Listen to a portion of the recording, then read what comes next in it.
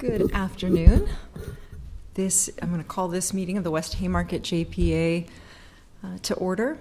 To my left is Councilwoman Tammy Ward, and to my right is Regent Tim Clare. This is a public meeting subject to the Open Meetings Act, and the copy of that act is posted in the back of the chambers. For our order of business, our clerk will read each item on the agenda, and staff will then come forward to present on each item. We will take public comment on each item. Each speaker, if you could please state your name and address for the record, and then you'll have 5 minutes to speak on a particular item. And with that, I would ask Jenny to please call the first item. Let's see. We just did introductions, right? Mm-hmm. So now we're at Look at our minutes. public comment. Let's see, approval of the minutes from the JPA meeting held June 25th, 2020. Move approval. Second. Approval of the minutes moved by Claire, seconded by Ward. Any further discussion or changes to the minutes? All right, please call the roll. Ward, Yes. Claire, Yes. Gaylor-Baird. Yes. Okay, the next item, approval of June 2020 payment register and review of the June 2020 expenditure reports. Mr. Kaufman is via Zoom today. Oh. All right. We'll wait for him to appear on screen. Oh no, he's In the flesh. he's here Here's mine. with a very fun mask. Sorry. Okay.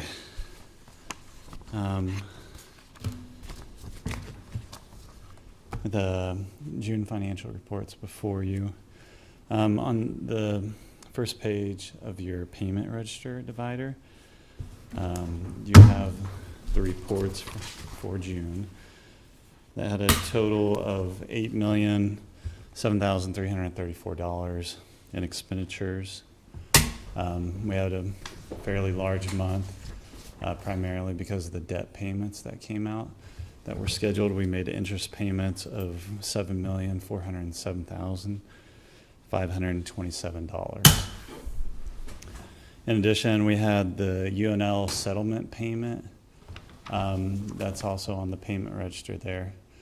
The net effect, because there's credits that are applied to that payment, was a net payment of $10,777 to the university after the credits were applied.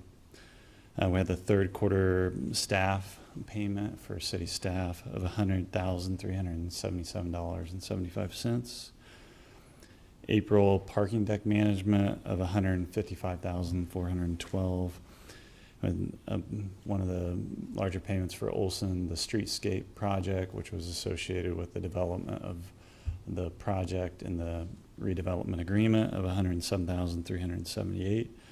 DEC payment of $205,840 for the district, and then we bill back to the customers, which is about 69% of that payment we'll receive back in revenue. And then we had a couple items for just various arena maintenance and repair items. One for $10,001 and then another for $4,913. So those are just an overview highlight of the expenditure payments. All of the payments in the register are then reflected in the expenditure report that you have behind that. My colleagues have any questions, or go ahead. The interest payments for the debt. Yeah. Those interest payments are pursuant to the terms and conditions in the bond documents themselves. Is that correct? Yeah. So when you go to market, the bids come in, and then those are all set by the bond. So it's not a deal where we were only able to pay interest. That's what we're contractually obligated to pay, and we paid it. Yes, and we'll actually be making the first kind of principal payments will start on December 15th of this current year. Okay. The next fiscal year. And thank you. And then the second question I've got involves the accounting department with the city staff time. Can you show, I mean, we've talked about in the past about hours that you're working, hours that Jeff Kirkpatrick was working, hours that our new city attorney will be working, and his staff. But because I think it's only fair to the city that they're getting compensated for the work they're doing on behalf of the JPA. Similarly, we have a fiduciary duty to make sure that we're paying for what we're using city staff for. And so I was wanting to know, and maybe, they teach you in law school, don't ask a question you don't know the answer to. And I don't know the answer to this question, but I think it's important that both sides are fair. Yeah. So do we have a justification for that $100,377? Yeah, we look at that on an annual basis, especially as the city's going through the budget process. And there's various metrics that are used, like legal's tracking all their time, finance charges. We have an accountant that I think is 95% dedicated. We have treasury staff that are helping collect all the occupation taxes. We charge off for the investments. I think 5% of my time gets dedicated to the JPA. So we've got various metrics set up to really try to charge adequately for the time that's being dedicated. Well, I think it would be worthwhile if we could just kind of see a justification or some sort of an itemization to show how we got to that figure from both sides. I mean, I think the city would want to know, Mayor, and I think I'd like to know on behalf of the JPA. Okay. Any other questions? Go ahead. Just a comment, if I may. So I think part in thanks to Brandon and then to perhaps Casey in the law department, but the summarizing memo is really helpful, Brandon. So thank you for taking the time to do that. Noticed that when I got the notebooks, as well as I don't know who did the highlighting. That helps the shuffle time. So thank you very much for that. In addition, if there's no other questions on that, you also have under the tab West Haymarket Fund Statement of Revenues, Expenditures, and Changes in Fund Balances.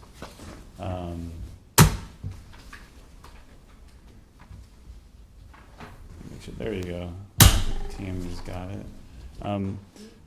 Yes. I do have it. Okay. just for the record. So this is really the large overview of the JPA finances, and so that gives the revenues and expenditures year to date, the beginning balance, and then the current balance. So you can see it. We had revenues of about 27.7 million, expenditures of 32.7 million, for a deficit of 5 million.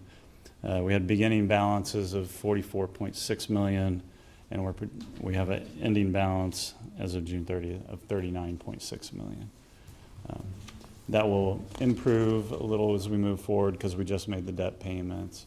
But we are expecting, I think, somewhere around a $3 million deficit for the current year. And a lot of that's due to losses in parking revenue, occupation taxes, and potential losses in premium seat revenue collections.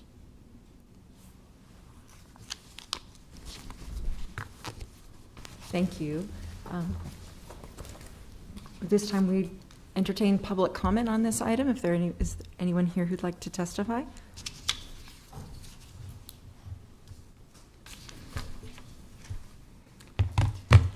Jane Kinsey with Watchdogs. Are the employees at the arena city employees, or are they SMG employees? I don't know if I can answer over here to maintain distances. Okay. All employees at the arena are employees of SMG. Of SMG? Yes. But we're paying for them? Well, we're not physical. Are you asking this is JPA paying? Well, it's various revenues that come in from the operating increment that's sent over, the IMG sponsorship, food and beverage sales.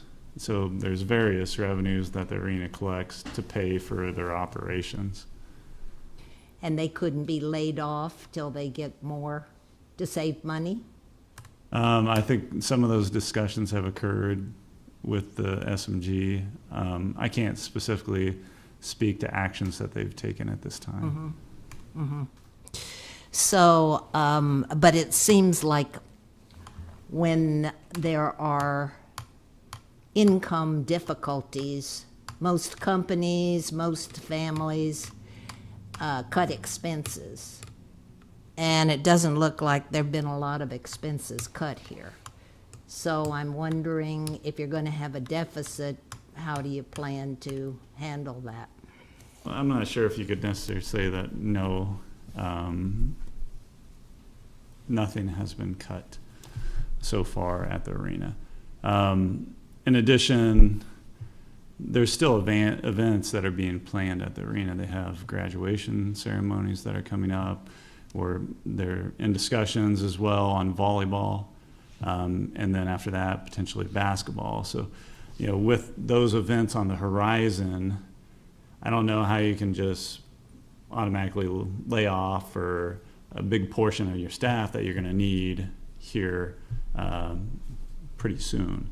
So I think that's some of the difficulty, but I know that they have taken action to try to, you know, decrease expenditure, certainly. Which ones have they decreased? And I can send you some information on that. Okay, because it still looks like you're doing some maintenance for them, and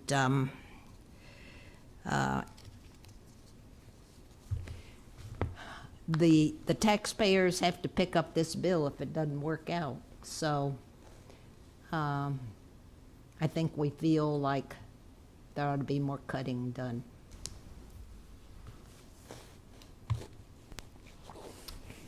Okay. Is there anyone else who'd like to comment on this item? Okay, seeing none, I would entertain a motion, but I guess or entertain further discussion. And one question I have, Regent Claire, did you want to wait for further details on the calculation of staff? Oh, thank you. Before we take action? Thank you. No, Okay. not necessarily. I just think it's important for from an itemization standpoint that we get an idea. Okay, all right. Well then, with that, any further discussion? I'd entertain a motion on item for the approval of the June 2020 payment register. So moved. Second. Moved by Ward, second by Claire. Please call the roll. Ward, Yes. Claire, Yes. Gaylor Baird. Yes. Next item. WH 2017, resolution to approve the amendment number 2 to the West Haymarket Redevelopment Agreement between the city, the West Haymarket JPA TDP Phase 1 LLC to amend the land use restrictions applicable through project site. Good afternoon, Tim C., City Law Department. What you have before you with WH 20-17 is an amendment number 2 to the West Haymarket Redevelopment Agreement. This is an agreement that was originally approved by the board in 2012. There was an amendment number 1 that was done in 2015, and what you have before you is the second amendment to that agreement. This is a relatively limited amendment. It's not often I get to bring 2-page amendments to you, so this only changes one of the use restrictions in the agreement. It allows some relaxation of the use restrictions. In particular, the existing use restriction requires that 85% of first floor leasable space on any block face have users whose minimum hours of operation are from 11 a.m. to 8 p.m. both Monday through Saturday. That has been proven to be a challenge in terms of keeping tenants in the area. And so what is proposed is new language that would reduce those requirements to 50% of first floor leasable space throughout the private improvements, but limited to those improvements which either face the rail yard or the west side of Canopy Street. And then it only requires that 50% of those users be either bar or restaurant users. This will allow the developer to open up some of those spaces for additional types of tenants, and hopefully to continue to fill in the spaces down there. With that, I'd open up any questions you might have. Questions? And just to confirm that this doesn't change the requirements of what kind of tenant occupies the facility. It's more the hours and time that they're open for business, but we're not gonna have some, it's gonna have Right. like tenants. Let me address that a little bit, Regent Claire. This is obviously Section 404 sub 7. There are 6 other use restrictions Right. included in the agreement which are otherwise unaffected by this Right. amendment. Yeah. Okay. I just don't wanna damage the character down there with bringing in Certainly. some tenants. Okay. Any other questions from my colleagues? All right, Right, thank we you. take public comment on this item. Is there anyone here who'd like to speak on item 5?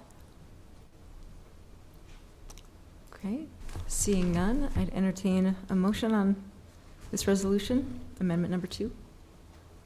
So moved. Second. Moved by Ward, seconded by Claire. Any further discussion? All right, please call the roll. Ward? Yes. Claire? Yes. Gaylor Baird? Yes. Next item, WH 20-18, resolution to approve amendment number 1 to the West Haymarket Redevelopment Agreement TDP project between the city, the West Haymarket JPA, and the TDP Phase 3 LLC to amend the land use restrictions applicable to the project site. Tim C. City Law Department, once again. Just to clarify, the first agreement that we just approved the amendment to was for the rail yard and the area immediately to the west of there across Canopy Street. What you have in WH 20-18 is an amendment to a subsequent agreement that was put in place for, I think, what's commonly known as the Huddle Building. So this was West Haymarket Redevelopment Agreement TDP project is how it was formally understood.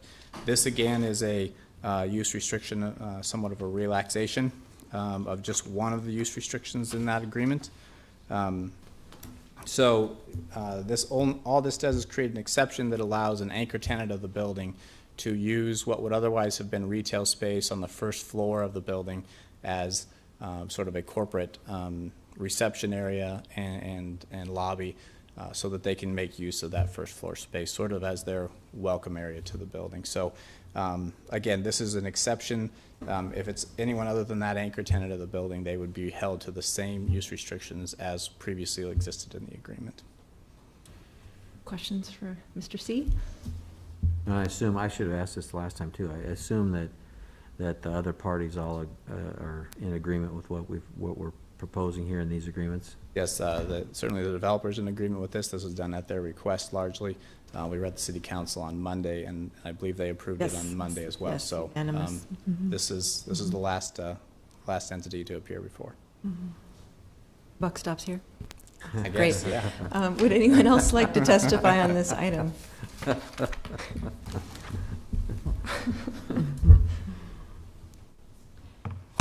Jane Kinsey with Watchdogs. It's probably wise to do this because retail has never gone over really big down there. How much space is it, and how is it going to be divided? The previous use restriction was for 10,000 square feet of retail space, so this would open that up. How it's going to be specifically divided is somewhat up to the developer. You're just giving approval to have it any way they want. We're opening up some flexibility within the building. Okay. Would anyone else like to speak to this item? Okay. And with that, I'd entertain a motion on item 6. So moved. Second. Moved by Ward, second by Claire. Any further discussion? It's nice to see some flexibility. We certainly want to activate those first floor spaces down in the West Haymarket. Please call the roll. Ward? Yes. Claire? Yes. Gaylor Baird? Yes. Our next item is WH 20-19, resolution to approve change order number 4 to the contract agreement between the West Haymarket JPA and Yamaha Landscape Construction, WH 01123, for Olson Streetscape improvements pursuant to bid number 19-245 for an additional amount of $910 to add 140 square feet of new sidewalk, bringing the total contract amount to $226,960. Good afternoon. Adam Holbeheiner with PC Sports Project Control. Bringing forward today a couple of change orders for Yamaha on the Oscar 2.0 Streetscape project we did. The first one is a sidewalk connector. We actually had this project have 2 phases originally. We did not do the second phase because of some limbo about what was going to happen in under Harris Overpass. So we decided to wait on that. And part of doing that is we have to make a connector, sidewalk connector down there to connect it to the existing streetscape. So it's a small amount of sidewalk for $910 and then dollars. And then the second one, I'll talk both kind of together here, is another change. And that's the WH20-20, and that's a deductive change for that one. So you can kind of see how the value goes back down between the two of them. But the background with that is we specified a certain size of tree. They were unable to get them at that time, so we went to a smaller tree and they gave us a credit for it. These two changes combined to the total net increase on the whole contract throughout, basically close it out for increase to the contract of $1974 from the starting value. So that is less than 1% in changes on that project. And we were given part of the agreement with Oscar 2.0 is there was a certain amount of money provided to handle this project, and right now we're sitting at about $50,000 under budget. So, Questions? Okay, we would take public comment on item 7.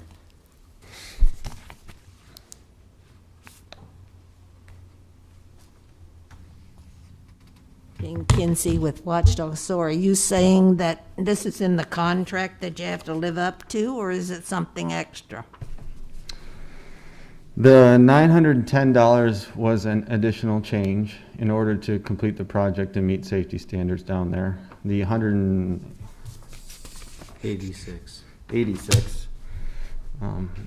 dollar credit was also just a deduct from the contractor for work that they adjusted.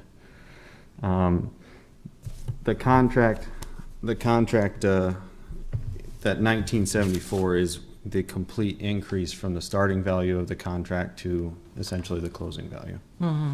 And why is that? This is the 5th change, so we brought the other ones forward, and then this is the 5th change that they all added up to that 1974 total.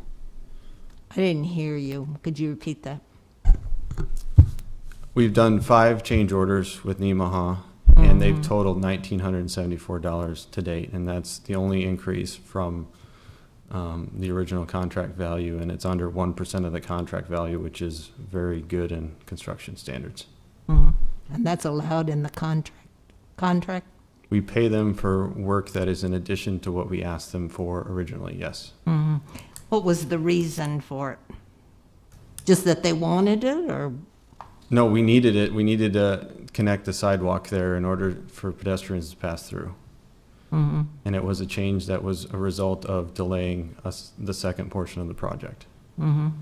Was that an architect's issue, or what? That is to meet safety standards. We made that change. It wasn't a design issue. The design had it all accommodated for if we did the second phase. Since we didn't do the second phase, we needed to do the sidewalk connector. Mm-hmm. Mm-hmm. Okay. Seems like, in tight times, you don't add more money or spend more money.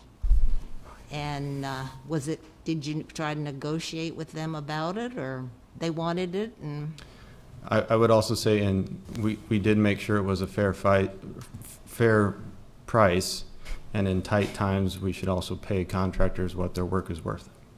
mm-hmm. Okay.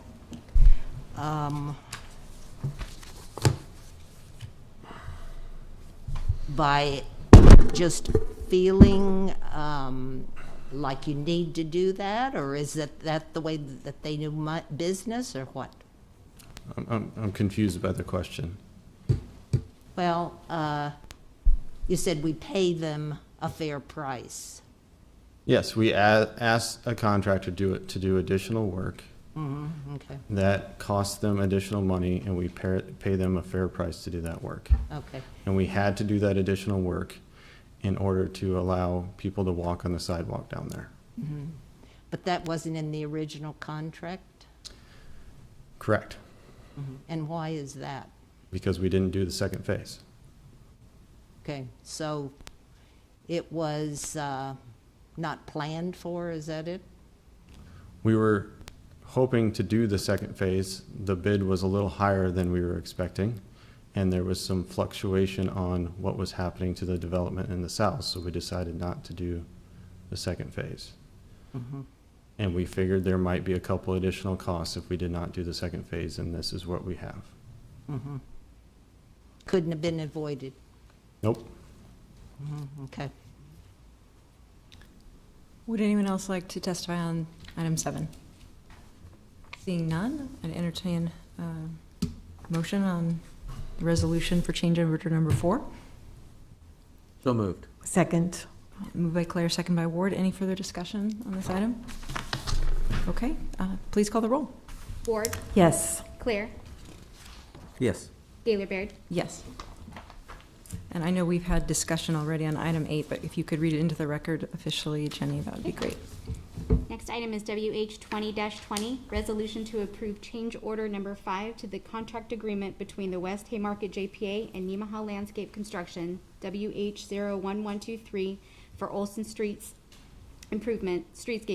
improvement pursuant to bid number 19-245 for a net increase in the amount of $1,974, bringing the total contract amount to $226,773.66. We've already had staff presentation on this item. Is there any other questions that you have? Okay. Any other further public comment on this item?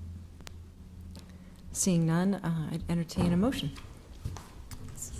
So moved. Second. Moved by Claire, second by Ward. Please call the roll. Ward, Yes. Claire, Yes. Gaylor Baird. Yes. Okay, the next item is WH 20-21, resolution to approve the letter agreement to engage BKD to perform an audit of the West Haymarket Joint Public Agency financial statements in accordance with generally accepting auditing standards for the year ending in August 31st, 2020. Hello. So before you in your packet, you have the engagement letter for BKD. So this is an annual process that we do to approve the engagement letter, which outlines what they're looking at with the annual audit for internal controls, review of financial procedures. This is the 6th year for BKD to do the audit. That was sent out to an RFP. So the original had a 4-year contract with an additional 4-year extension. So we're in the 6th. This will be the 6th out of the 8th year of conducting the annual audit. So they're the independent auditors that we hire to just look at the financial statements on an annual basis. That's required not only by the board but also by state statute to guaranteed financials. Any questions for Mr. Kaufman? Okay. Would anyone like to testify on this item, item number 9?